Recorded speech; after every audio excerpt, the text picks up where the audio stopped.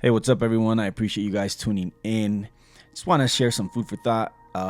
When we look at Revelation chapter 3, we see the message to the church of Laodicea, and there's just a lot in there that we have in common today in the 2024 Western church.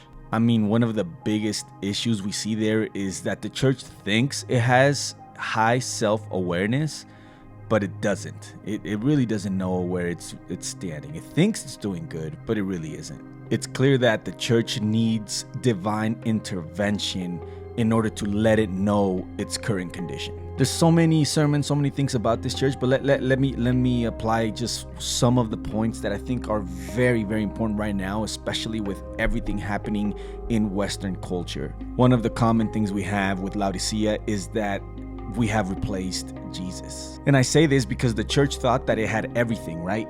The church thought it was doing good. If anything, it's a message to the church of Laodicea. So today as a church, we think we're good. We think we have our services going on and everything is great. But the problem with the church of Laodicea was that Jesus was not inside that church. Jesus was not part of that church, because we find him in later verses knocking at the door, trying to come and be part of the church. And it seems like today political ideologies, belonging to a political party, being an activist for certain things has replaced being in the presence of God. I'm not saying some of those things are evil, but they have replaced it, and we've deviated from where we're supposed to go, where we're supposed to be, and that is in the presence of Jesus. If someone belongs to this political party or someone belongs to this political party, we say that we're making that equal to being a Christian, or to being the correct Christian or the right Christian. Becoming an activist according to trends, according to what I think is correct, has also replaced actually seeking the face of a just God, seeking the face of a righteous God who cares for justice. But we have replaced it with our own righteousness, with our own merit and our own anger, etc. The second problem is that we measure spiritual success from a human point of view. What I mean by this is that the Laodicea church thought they were rich. It says there they thought they were rich, but Jesus tells them that they're actually poor. They don't have God's presence. We measure from a human point of view success. In other words, I measure whether I'm spiritual or not from whatever's convenient to me. If it's less of other things and more for me, that's better. We're just part of a consumer materialistic culture now in 2024. We look at what's easier for me.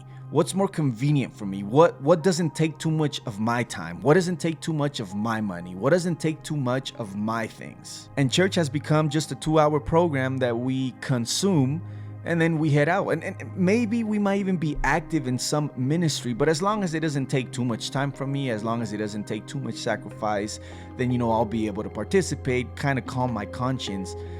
But there is a lack of a meaningful spiritual connection with the divine. And that's the third problem. The church of Laodicea, Jesus is not there. He's not part of the church. I can be part of a church. I can be part of a social club. But am I having an encounter with the presence of God? Do I know what it means to be in the presence of Jesus, to seek his face, to revere him, is there spiritual connections? And I'm not talking about, that theme that's going around, or that trend that says, I'm not a religious person, but I just want to be a spiritual person. That's not what I'm talking about, because even there, it's talking about being a spiritual person sometimes tends to lean towards just wanting to do church according to my image. What I really mean is, do I revere to the point of surrendering, to the point of just fearing who God is, fearing for his presence and seeking his presence, living in awe, like Paul David Tripp says it, living in awe of who he is. Is he part of our church? Is he part of your church? Is he part of your life? And these are just things we need to talk about. Do we have the answers? Yeah, I think we can talk about the answers. I'm not going to talk about them right now, but maybe this is just I think one of the things that Jesus is telling the Laodicean church is, hey, your self-awareness, man, you need divine intervention. You need to, if he says you need to buy from me so that I can make you see what you cannot see. And so this is more of a valuation video, and I hope that it brings value to your life, because Jesus is seeking to be part of our lives.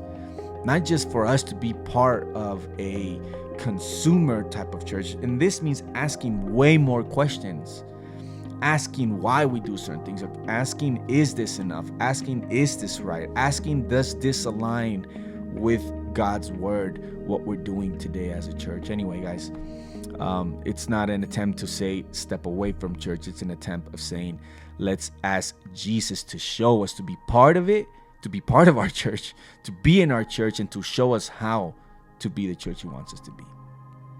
Hope you guys have a good one. Appreciate you guys being here. Catch you guys on the next one.